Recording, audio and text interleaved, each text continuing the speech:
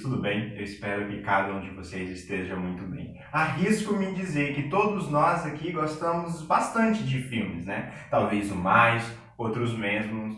E assim, os clássicos são sempre os melhores. Eu particularmente, sempre que posso, que tenho um tempinho, eu procuro assistir novamente 11 Homens e um Segredo e a sua trilogia, também como a trilogia do Senhor dos Anéis, e dentre outros. E nos últimos 12 anos, os filmes que tiveram no auge, que recuperaram toda a fama e foram investidos milhares e milhares de dólares em cima deles, foram os filmes de super-heróis.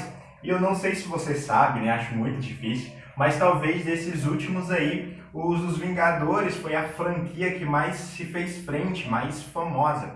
E nos últimos 2 filmes dos Vingadores ali, Guerra Infinita, a gente pode observar alguns detalhes. Eu não sei se você observou, mas no penúltimo filme dos Vingadores, tem um personagem, o Thor, que ele faz uma declaração interessante. Thor, o tido Deus do Trovão, ele diz o seguinte, olha, a raiva, a vingança, a fúria, a perda, o ressentimento, são todos motivadores tremendos. Eles conseguem limpar a sua mente, por isso estou pronto para continuar. E esses sentimentos, essas emoções, de fato, elas giram e movem a vida do personagem do Thor. Bom, mas no final do filme, certo? Quando o Thor ele acaba se vingando, quando a raiva, a ira dele acaba caindo sobre o seu inimigo, ou seja, o Thanos, ele aparece no final da vida dele como uma vida sem sentido. Thor parece entregue à depressão, ao orgulho de ter eliminado, de ter matado o seu último inimigo. Parece que no final da vida dele a vida perdeu o sentido. E ele se encontra ali simplesmente depressivo e se orgulhando de ter matado esse seu inimigo. E é justamente sobre isso, sobre esses sentimentos que o texto de hoje nos fala, sobre raiva, vingança, ressentimento. Eu quero te convidar a nós continuarmos olhando para o livro de Mateus, ali no capítulo 5, texto onde nós temos nos debruçados nos últimos encontros. Jesus, no texto anterior, que nós vimos semana passada, ele começa a falar um pouquinho sobre que ele veio cumprir aos mandamentos, a lei e os profetas, certo? Então, depois, Jesus ele começa ali agora a trazer a interpretação correta dos seus mandamentos. Hoje eu quero ler com vocês Mateus capítulo 5, verso do 21 ao 26. Texto que diz o seguinte, olha: vocês ouviram que foram dito aos seus antepassados, não matarás, e quem matar estará sujeito a julgamento. Mas eu lhes digo que qualquer que se irá contra o seu irmão estará sujeito a julgamento. Também qualquer que disser a seu irmão raca será levado ao tribunal, e qualquer que disser louco corre o risco de ir para o fogo do inferno. Portanto, se você estiver apresentando a sua oferta diante do altar e ali se lembrar que seu irmão tem algo contra você, deixe sua oferta ali diante do altar e vá primeiro reconciliar-se com o seu irmão. Depois volte e apresente a sua oferta. Entre em acordo depressa com o seu adversário que pretende levá-lo ao tribunal. Faça isso enquanto ainda estiver com ele a caminho, pois caso contrário, ele poderá entregá-lo ao juiz, e o juiz ao guarda, e você poderá ser jogado na prisão. Eu lhes garanto que você não sairá de lá enquanto não pagar o último centavo. Até aqui. Observe que Jesus ele começa a citar os seus mandamentos. E quando Jesus diz, olha, vocês ouviram que foram dito aos seus antepassados, Jesus ele está se referindo aos seus mandamentos, à lei, aos profetas, como nós conversamos domingo passado. Certo? Jesus, ele tinha plena consciência de que todo judeu sabia eles de cor e salteado. Isso vinha sendo passado de geração em geração, assim também como de pais para filhos. Era ensinado todos os sábados nas sinagogas, também como era ensinado pelos fariseus, escribas e mestres da lei. Existia um respeito, né, um zelo, um carinho muito grande pelo ensino, pelo aprendizado e, vamos dizer assim, essa palavra que não existe, pelo decorar a lei. De cara, Jesus começa citando ali o que nós temos, né, da tábua dos 10 mandamentos, o 6º mandamento, aonde Jesus diz não matarás. E nós encontramos esse texto em dois lugares também. Êxodo 20, 13 e também Deuteronômio capítulo 5, verso 17. Está ali, ele está sendo falado pela primeira vez. Se você quiser dar uma olhada lá, também tem a descrição de todos os 10 mandamentos. Toda a interpretação, queridos, e ensino dos fariseus e mestres da lei em cima desse mandamento girava em torno de você literalmente tirar a vida de alguém, ou seja, de você dar uma facada, dar um tiro em alguém.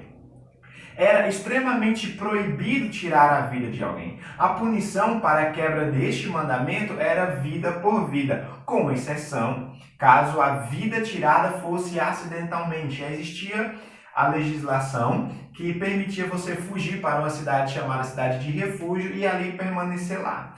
Em miúdos, era assim que se interpretava o sexto mandamento. Só que agora vem Jesus e diz: eu, porém, vos digo, e nos foge da nossa mente, até mesmo das nossas palavras, o impacto que essas palavras causaram nos discípulos de Jesus e também nas pessoas que ouviam Jesus pronunciando aquilo. Porque a lei, a palavra de Deus, ela é imutável, ela foi dada pelo próprio Deus. Nada pode ser acrescentado, como também nada pode ser retirado. É como se tivesse um selo sobre ela, e de verdade tem e permanece até hoje. Aparentemente, a frase de Jesus surge ou aparece aqui como se ele estivesse querendo mudar algo, como se ele tivesse acrescentar algo à lei. Isso seria bem contraditório, porque ele tinha acabado de falar que ele não veio anular, mas sim que ele veio cumprir. E o que Jesus faz aqui é justamente o contrário. Ele não está mudando, ele não está anulando, mas sim ele está trazendo a real interpretação das Escrituras na perspectiva dele, na perspectiva de Deus, de autor e senhor da lei. Ou seja, Jesus está trazendo aqui a verdadeira interpretação da sua palavra. Ele faz isso com toda a autoridade porque ele é Senhor, porque ele é o autor dela. E essa autoridade era tão presente, tão marcante na vida de Jesus, que quando ele termina de falar esse bloco de ensinamentos ali que nós chamamos de Sermão do Monte, esse bloco de discurso, no capítulo 7 de Mateus, versículo 28 e 29, vai dizer que as multidões ficaram maravilhadas com os ensinamentos de Jesus, porque Jesus não falava como os mestres da lei, nem fariseus, mas falava como quem tinha autoridade sobre aquilo que estava sendo ensinado, que estava sendo proferido. Por isso, Jesus ele não reclama para si, nesse momento, a sua posição de filho de Deus, ou seja, a sua posição também de seu próprio Deus. Ele não reclama para si sua autoridade, pois isso era evidente na vida dele, e ela não precisava ser questionada. Então, Jesus ele começa então a apertar os parafusos. Todos entendiam que só se quebrava o sexto mandamento quando se assassinava alguém. Só que Jesus vai muito mais além do que isso. Ele diz, olha, que só o fato de você se irar contra o seu irmão, você já estará sujeito a ser julgado. Jesus, ele não pega só o parafuso e aperta não, mas ele atravessa a parede, a madeira assim, e ele diz, olha, só em você se irar contra o seu irmão, você já estará sujeito ao julgamento. A palavra irmão aqui, ela aponta para os discípulos, ou seja, para os seguidores de Jesus, para a irmandade, para aquilo que se chama de igreja também. Mas nesse mesmo bloco nós observamos, nós podemos ver que ela aponta, assim também como em toda a Escritura, para toda e qualquer pessoa. Jesus faz uma afirmação categórica. Ele diz que não pode haver ira no meio do seu povo, no meio dos seus discípulos. A ira citada aqui por Jesus, queridos, ela pode mostrar-se, ela pode revelar-se de duas direções, tanto para dentro como também para fora. Para dentro, ela apresenta-se da seguinte forma, como amargura, como irritação, como rancor, como distanciamento ou cancelamento, palavra bem popular e atitude comum nos nossos dias. Nós vivemos a cultura do cancelamento, uma cultura que vai completamente contra as Escrituras. Também essa ira para dentro pode se apresentar como um consumir-se por dentro. Eu conheço várias pessoas, histórias de pessoas que desenvolveram várias doenças por causa de raiva, por causa de amargura, por causa de rancor. É essa ira que Jesus está falando aqui. Também ela pode se apresentar, queridos, para fora. Como? o agitar-se, o enfurecer-se, o ser duro, ser arrogante, ser grosso, o agredir alguém, o externar pensamentos ásperos e maldosos em relação a uma pessoa, a várias pessoas, é você ter esse excesso de cólera. Tudo isso, queridos, tanto para dentro quanto para fora, todos esses exemplos de ira, tudo isso na perspectiva de Deus é a quebra do sexto mandamento. E não somente o ato de você tirar a vida de alguém. Com certeza, eu e você podemos concordar o quão duro essas palavras são, quão fortes elas são. Jesus diz que para ele, na perspectiva dele, assassinato não é só você dar uma facada, não é só você dar um tiro em alguém, você matar alguém. Mas só em você se irar contra alguém, isso para ele já é assassinato. É duro, por quê? Porque ele traz luz para as nossas vidas, traz luz para os nossos pensamentos, para o nosso coração. Ele traz luz para aquilo que está lá dentro, que só nós e ele conseguimos ver. Pois para Jesus não bastava não somente cometer um assassinato, mas sim nunca ter desejado a morte de alguém. Para Jesus não bastava simplesmente não ter assassinado, mas era preciso você não desejar a morte de ninguém. É muito possível que você jamais tenha batido em alguém, que algum de nós jamais tenha dado uma bolacha na cara de alguém ou agredido de alguma outra forma. Mas quem de nós pode dizer que nunca desejou bater em alguém? Que nunca desejou dar uma bolacha na cara de alguém? Bom, se você pode afirmar isso, eu tenho que te dizer isso, você é o cara. Eu, infelizmente, já não posso falar a mesma coisa de mim. Segundo a perspectiva de Jesus, eu sou uma das piores pessoas da face da terra. E não é falsa humildade, não, é a realidade. Eu me iro em 2 palitos, eu fico revoltado com poucas coisas com uma facilidade impressionante. Por exemplo, com alguém furando a fila. Eu fico revoltado. Esses dias eu estava numa fila do supermercado e vi pessoas furando e aquilo já gira uma indignação. Da mesma forma que também ver alguém maltratando outra pessoa, alguém maltratando um animal. Isso gera ira. E diante de Deus isso já é assassinato também. O que Jesus nos ensina aqui, meus queridos, é que os nossos pensamentos são tão importantes quanto os nossos atos, quanto aquilo que nós fazemos, quanto os fatos. Que não é suficiente não cometer um pecado, mas é preciso nem ter desejado ele.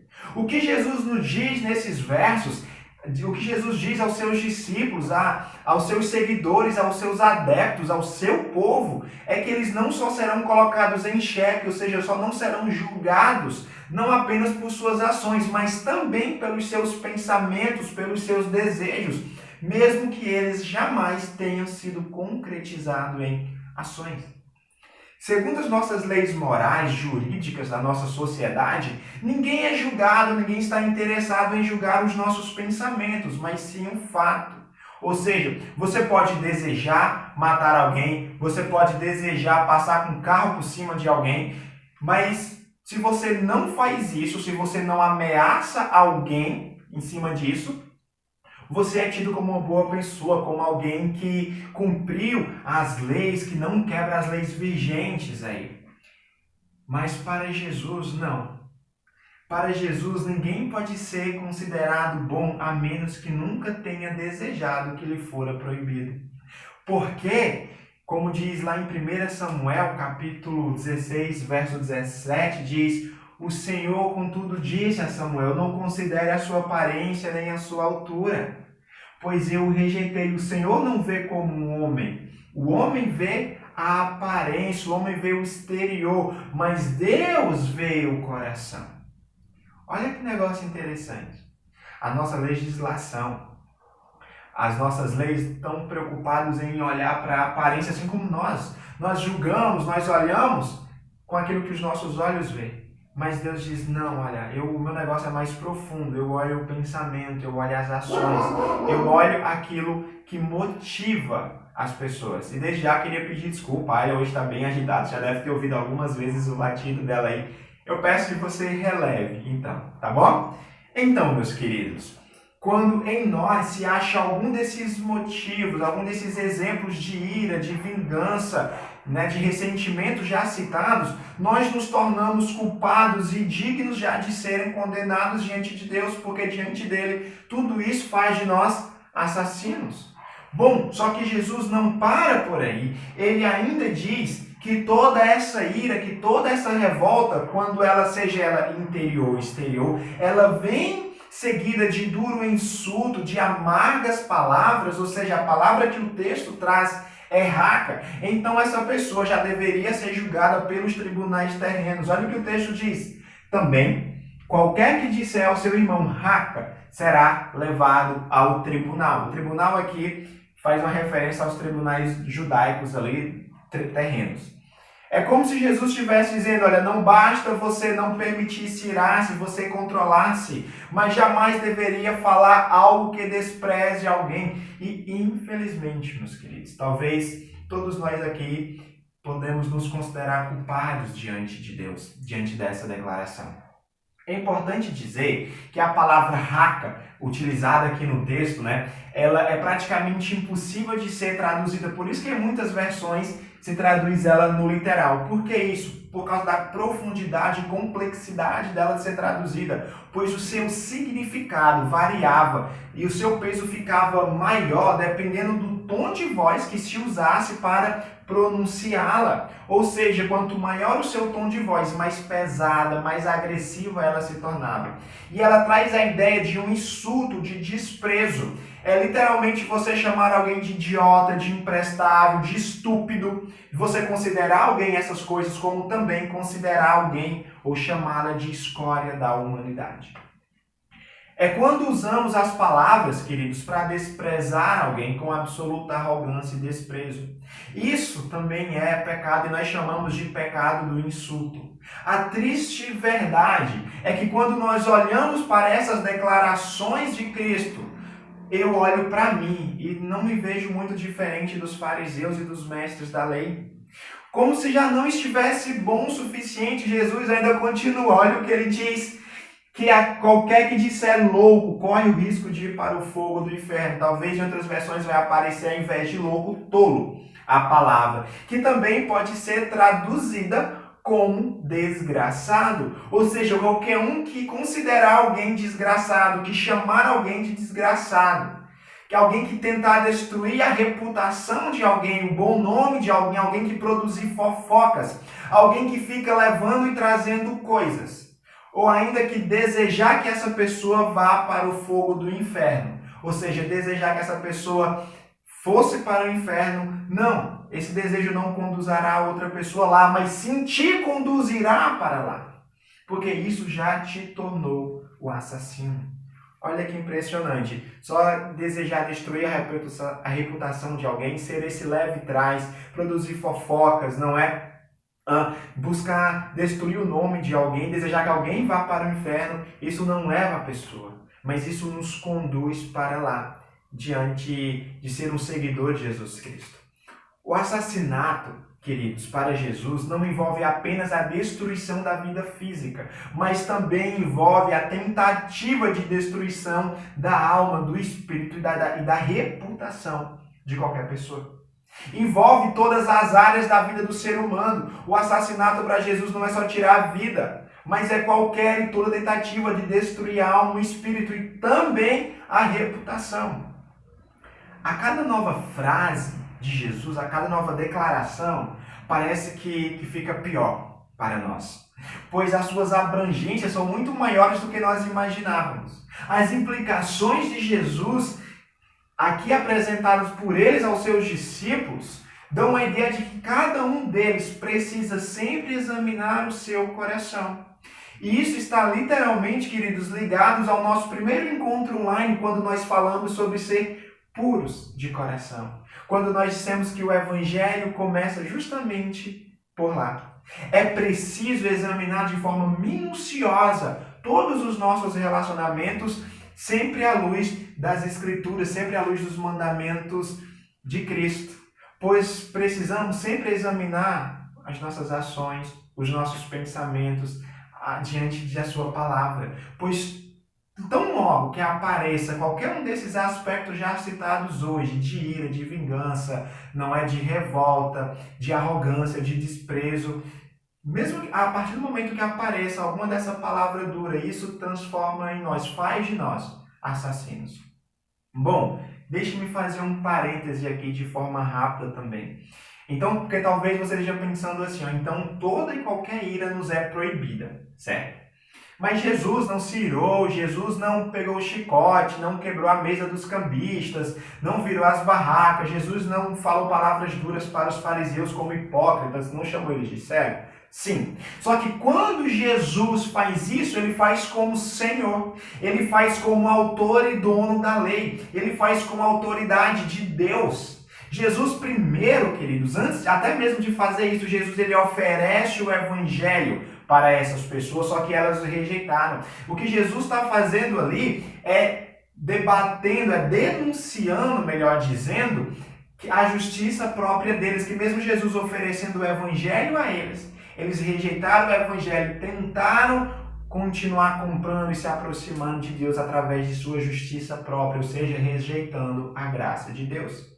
Então, se nós pudéssemos garantir que a nossa ira, que a nossa revolta, que a nossa vingança não é similar de Jesus Cristo, ou seja, ela tem um caráter judicial, que foi a mesma lei que Cristo usou, então de boas. Mas para ser bem sincero, eu não consigo fazer isso, eu não consigo olhar e dizer que a minha ira, que a minha justiça, que a minha vingança, ela tem esse mesmo caráter, porque na realidade, quando eu olho, eu sempre vejo a minha justiça própria ali no meio. Sabe? E para Deus isso é tão sério essa questão da ira, da revolta, da vingança, que ele afirma que se alguma dessas coisas persistir ou existir em nossas vidas, o nosso relacionamento com ele estará rompido, estará danificado. Não é à toa que o verso seguinte, 23, olha o que Jesus diz, que se ele é categórico em afirmar que se alguns dos seus discípulos estiverem ali oferecendo uma oferta para ele e naquele momento se lembrar de que seu irmão tem algo contra você, que se alguém está magoado com você, que alguém está chateado com você, que alguém está emburrado com você, você não deve continuar apresentando aquela oferta. Você deve parar naquele momento e ir primeiro conversar, consertar, conciliar as coisas com essa pessoa. A oferta, a palavra oferta aqui utilizada no texto, ela pode ser entendida como dízimo? Sim, também. Mas ela aponta para algo muito mais amplo, para algo também muito mais profundo do que isso. Ou seja, ela aponta para qualquer sacrifício, qualquer oferta de culto, qualquer oração, qualquer louvor a Deus. Ou seja, o que Jesus está dizendo é que qualquer ato para Deus, desde uma oferta, desde uma ajuda, de um dízimo, de um culto, de uma oração, deve ser interrompidos. E primeiramente a nossa atitude deve ser qual? De reconciliar, de ir ao encontro em busca da pessoa. E observe mais uma coisa, Jesus ele não está nem aí, se os seus discípulos estão certos ou errados. Jesus simplesmente designa, manda que eles busquem a reconciliação. Olha que negócio interessante. Claro, se isso é possível, às vezes a pessoa já morreu, isso não é mais possível, então nos cabe a recorrer isso em oração, dizer assim, olha, não tenho mais como pedir perdão, eu peço perdão para você, e de fato, sinta-se perdoado. Jesus deixa claro que para ele é uma desonra, é desgastante, é inútil quando nós tentamos de alguma forma oferecer algo para ele como culto, como louvor, como oração, como ofertas, enquanto existe pessoas que têm algo contra nós. É desgastante, ele diz, olha, parem, isso não me é bom, isso não me é agradável. O que Jesus está dizendo aqui, ele está reverberando as palavras que Deus já tinha falado através do profeta Oséias, capítulo 6, também verso 6, que diz, aqui na linguagem de hoje, diz, eu quero que vocês me amem, não que me ofereçam sacrifício. Em vez de me trazer ofertas queimadas, eu prefiro que o meu povo me obedeça. É isso que Jesus está reverberando. Olha, eu quero obediência. Eu quero que vocês me amem, que vocês cumpram aquilo que eu estou falando para vocês. Não é à toa, queridos, que Jesus fala isso logo depois de falar sobre ira, sobre desprezo, como nós vimos nos versos acima. Deus, ele repudia a ira, mas o desprezo ele abomina. Jesus ainda diz no verso 25 que nós devemos fazer o possível para buscar a reconciliação o quanto antes. Isso enquanto ainda temos tempo e oportunidade para isso, pois afinal, quem é de nós que sabemos quando será a nossa última chance? Quando teremos a última oportunidade? Jesus chama os seus discípulos a terem como lema de suas vidas a disposição para o amor, para a reconciliação e também para a paz. Esse é o lema que Jesus chama os seus discípulos a viverem, ou seja, pacificadores, fazedores de paz, como nós conversamos alguns domingos atrás. Se você não lembra, volta aí nos vídeos que você vai achar lá. Diante de tudo isso, precisamos admitir a verdade que talvez muitos de nós não gostamos ou não queremos assumir. Eu não sei vocês, mas para mim, Jefferson, fica cada vez mais evidente que eu não consigo. Que diante da perspectiva de Deus, sobre o que é assassinato, sobre o que é tirar a vida de alguém, sobre o que é matar, eu, Jefferson, sou um dos piores assassinos que já pisaram. Eu muitas vezes olho para a minha vida e penso que eu sou frio, que eu sou calculista. Jesus, ele joga fora todo o orgulho, sabe? Toda a nossa tendência de nunca ter tirado, de se orgulhar, de nunca ter tirado a vida de alguém, de nunca ter dado uma facada em alguém. Ele joga isso fora. Ele joga essa forma de nós tentarmos justificarmos pelas nossas obras. Ele diz, não, isso não adianta, Jefferson. A grande verdade é que fica cada vez mais evidente é que eu sou um pobre pecador, é que todos nós somos pobres pecadores, porque não há ninguém que possa se justificar diante de Deus. Ou ainda não há ninguém que consiga suportar o julgamento, o peso de Deus. Mesmo vivendo uma vida moral, eticamente correta diante da sociedade, externando ali uma vida 100% certa, aparentando uma vida perfeita, não há ninguém, não há essa pessoa que possa afirmar que nunca desejou algo proibido, que nunca desejou matar alguém, que nunca matou ninguém no coração. E é justamente por isso que Cristo afirma que ele veio cumprir a lei. Porque para nós isso é impossível. Mas para ele, como autor e senhor da lei, não. Por isso ele se encarnou em nossa condição. E ao cumprir a lei, ele se tornou justo. E o ato dele de se entregar na cruz, de tomar o lugar da humanidade, foi justamente para que pudéssemos obter a justiça através dele, o perdão. Por isso ele sabe que o quão é difícil para nós e que sem a ajuda dele nós não iremos conseguir. Sua ressurreição testifica isso, que ele é o próprio Deus e que nele nós podemos não somente confiar, mas também descansar. E o que devemos trabalhar cada novo dia, sim, para ser parecido mais com ele, para buscar a vontade dele, para estar diante dele. Outra coisa, já estou caminhando para o fim, queridos, que fica claro aqui, é que nenhum de nós temos condições de julgar o outro. Isso fica claro aqui, que nenhum de nós, que a nós não cabe julgar, nem condenar o outro. Isso só cabe a Deus. Pois a nós só é possível ver o exterior, aquilo por fora, mas Deus não. Deus vê o coração, Deus vê as intenções, os sentimentos. Só Deus pode ver e revelar os segredos do coração. Não é à toa que no livro de Tiago, capítulo 4, do verso 11 ao 12, diz o seguinte, olha, irmãos, não falem mal uns dos outros. Ou seja, faça um parênteses aqui, deixe de ser um fofoqueiro, falar não, deixe de ser um fanfarrão. Quem fala contra o seu irmão ou julga o seu irmão, fala contra a lei que o julga. E quando você julga a lei, não está cumprindo, mas está se colocando como juiz. Olha que negócio interessante, mas há apenas somente um legislador e juiz, aquele que pode salvar e destruir. Mas quem é você para julgar o seu próximo? Olha o que Tiago diz. Cria vergonha na cara traduzindo isso. Tenha vergonha na cara, pare de falar mal dos outros. Quem é você para julgar os outros?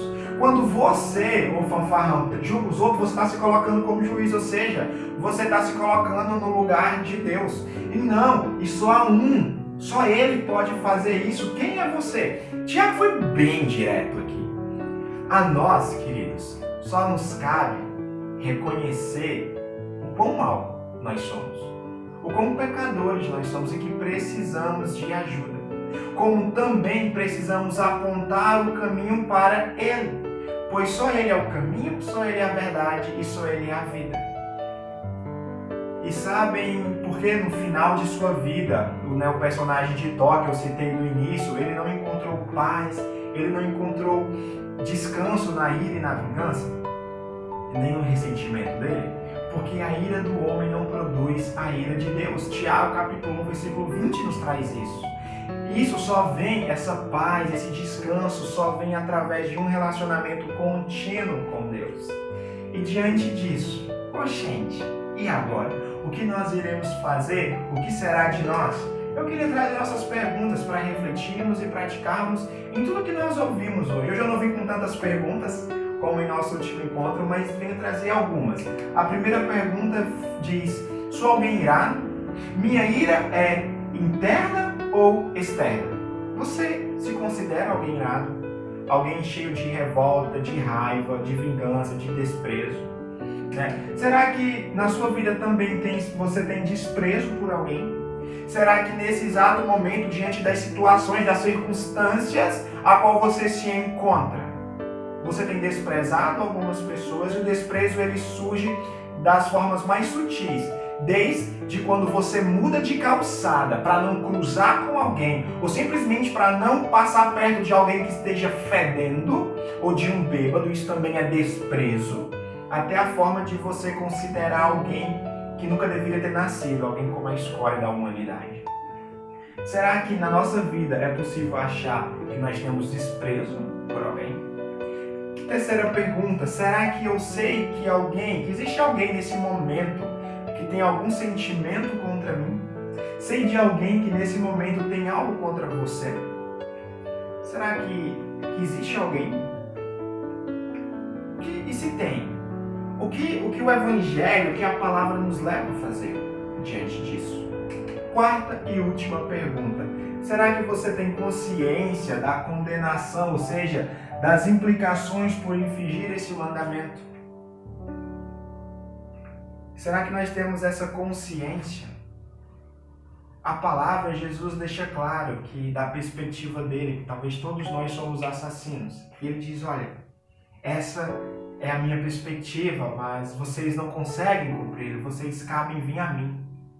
A vocês cabe se recorrerem a mim. E é esse o convite que Cristo nos chama. A recorrer a Ele, a pedir ajuda a Ele. A estar fazendo dele como Senhor e Salvador, a buscar ser puro de coração, a buscar ser um pacificador. Este é um convite. Perceba que está tudo sempre amarrado com aquilo que nós começamos a conversar nos encontros presenciais aqui em casa. Isso é ser um discípulo, isso é ser um adepto da espiritualidade, da fé cristã. Deixo essas perguntas para reflexão e para debate amanhã também no nosso encontro online. Se você não faz parte, se você só tem ouvido nossas mensagens, eu queria te convidar. Olha, eu quero participar de um pequeno grupo online, onde nós debatemos, conversamos e também oramos pelas pessoas, por alguns motivos, e será um prazer ter você lá. Diante disso, eu queria ter um tempo de conversar com Deus. Vamos conversar com Deus? Senhor, a verdade é que o pecado ele tem destroçado as nossas vidas, Senhor. Às vezes nós nos achamos tão bom porque nós não somos estupradores, nós não somos pedófilos, mas a verdade é que nós já matamos muito mais pessoas do que nós poderíamos imaginar, Senhor. Segundo a tua perspectiva, não há nenhum de nós digno, não há nenhum de nós justo, Senhor. A verdade é que todos nós somos culpados, todos nós somos condenados, Senhor. E obrigado, porque através de Jesus Cristo, através da cruz, o Senhor nos perdoa, através de um relacionamento com Ele, o Senhor nos convida a caminhar contigo. Muito obrigado, Senhor. Muito obrigado mesmo. E é nessa confiança que nós queremos descansar. É nessa confiança que nós queremos tentar, Senhor, não mais nos irar, não mais desprezar ninguém, não mais se irar contra ninguém, Senhor, mas viver aquilo que o Senhor nos chama para viver. Faz de nós homens e mulheres segundo o teu caráter, segundo o teu querer, Senhor Jesus. Essa é a nossa oração. Em nome de Jesus. Amém. Amém, meus queridos? Eu queria te desejar um ótimo restante de final de semana, uma semana produtiva na presença de Deus, que o Senhor te guarde, que o Senhor te proteja. Também que esses lockdowns aí, que essa pandemia vá logo se esvairindo, que as vacinas vão chegando, que Deus possa conduzir isso e logo mais possamos estar juntos novamente presencialmente. Temos um encontro marcado amanhã às 10 horas na plataforma do Zoom, através do nosso pequeno grupo online. Tenham todos um ótimo restante de final de semana e até o próximo encontro. Tchau, tchau, meus queridos!